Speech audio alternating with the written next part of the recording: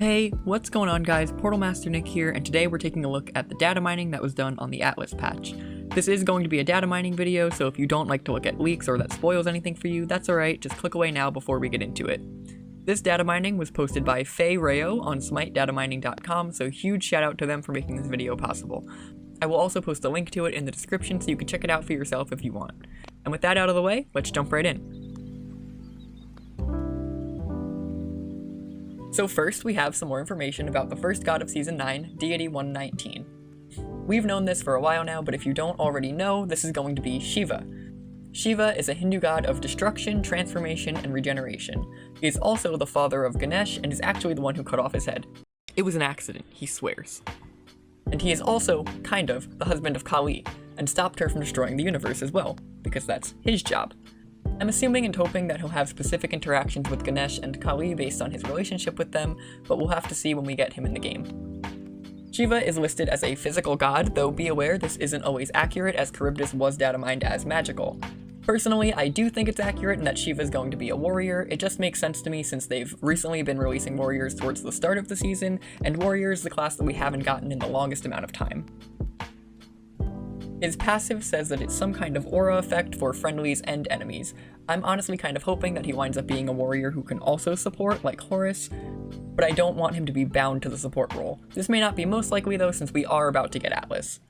His first ability says that it is a deployable with an effect group, meaning that it's going to be something he deploys somewhere and then some kind of additional effect applies around it, either debuffing enemies or buffing allies, we're not sure yet.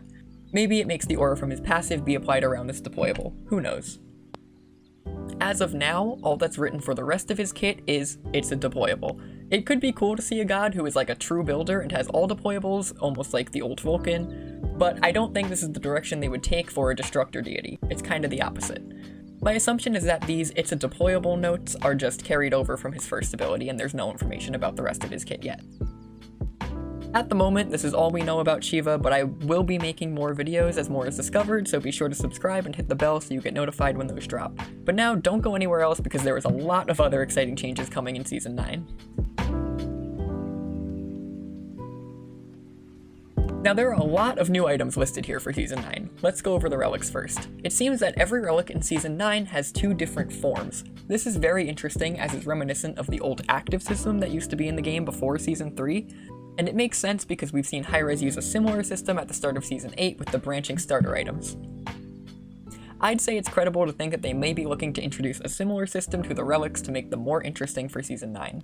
So far, most of them are just names with descriptions that match the relics that are currently in the game, but here's what we know about them so far. There's only one listed here for Aegis right now, which is Aegis of Acceleration. The description is just the normal Aegis description, but with acceleration in the title, we could assume maybe it gives you some sort of movement speed buff. The two versions of Belt of Frenzy listed are Belt of the Berserker and Belt of Insatiable Hunger. I'm assuming they'll both be remaining as AoE ally buffs, but wind up being different stats. Maybe Belt of the Berserker will be attack speed focused like Berserker's Shield, and Belt of Insatiable Hunger will be lifesteal focused. The two versions of Blink are Scorching Blink and Corrupted Blink. Both of these sound super cool, and I can't wait to see what they do in the game. Maybe Scorching Blink does like a small AoE of damage where you land, and Corrupted Blink debuffs nearby enemies or something. Next up, we have Bracer of Radiance, branching between Bracer of Illumination and Bracer of Brilliance. Strangely enough, at the moment, both of them have the description for Bracer of Radiance, but Bracer of Brilliance has higher stat values. The branches for Cursed Ankh are Drowned Ankh and Blighted Ankh. Maybe one of them will focus more on anti-heal and the other on anti-shields because God knows we desperately need more answers to shields in the game. The two versions of Heavenly Wings, or Sprint, are Entangling Wings and Hasten Wing. I'm assuming the haste effect that upgraded Sprint has now will be the primary focus for Hastened Wing. Entangling Wings, however, sound like a much stranger one, as being entangled seems to be the opposite of what Sprint's effect is. For Horrific Emblem, we have Emblem of Increasing Peril and Emblem of Trembling Terror. These sound like they could be pretty cool and will keep the AoE debuff functionality Horrific currently has. Maybe Emblem of Increasing Peril will increase the amount of damage affected enemies take while Trembling Terror keeps the reduction of damage they deal. Now here is an interesting one. I can't find any other items that seem like they may branch with this one, but we have Phantom Shell. This item is just a combination of Magic Shell and Phantom Veil. This is a super cool idea and I hope it goes through. Phantom always felt kind of bad to pick up as a support when they have a character that forces you to, and you miss out on having a med or a shell that can save a teammate from certain death. With Meditation Cloak, we get Cloak of the Avatar and Cloak of the Ascetic. Cloak of the Avatar is just the current upgraded Meditation Cloak, but Cloak of the Ascetic increases the heal per pulse from 8 plus 5% of your missing health to 50 plus 8% of your missing health, as well as increasing the cooldown pulses from 1 second off your cooldowns to 1.5 seconds off your cooldowns, and decreasing this relic's cooldown from 140 seconds to 130 seconds. If this is true, this honestly sounds really good. Now for beads, we have Chaotic Beads and Temporal Beads. Chaotic Beads is basically the normal purification beads we have now. Temporal Beads, however, is where things get interesting. It's the same as normal beads, but it also instantly reduces all of your active cooldowns by 3 seconds. This is very telling because, as I mentioned, the branching upgrades for relics are reminiscent of Smite's old active system. In this system, the final tier upgrade for purification beads was Greater Purification, which also reduced all of your active cooldowns by 3 seconds. Next up with Shield of Thorns, we get Thorns of Overgrowth and Thorns of Sapping Strength. Perhaps Thorns of Overgrowth will be more like the thorns we have in the game currently, while Thorns of Sapping Strength will maybe steal stats from the target that hits you while it's active.